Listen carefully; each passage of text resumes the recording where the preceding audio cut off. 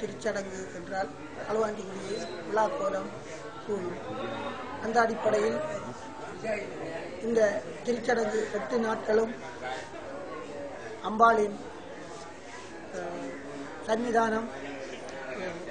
சன்னிதானம் என்பதை விட களுவாஞ்சிக்குடி கூறாகவும் விழாக்கோலம் பூனம் என்ற இந்த மரபு ரீதியான இந்த ஆலயம்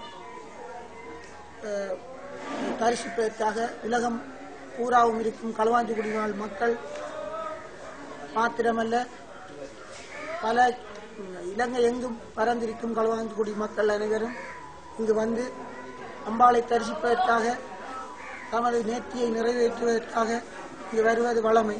இம்முறையும் இந்த நிகழ்வு மிகச் சிறப்பாக இடம்பெற்றுக் கொண்டிருக்கிறது.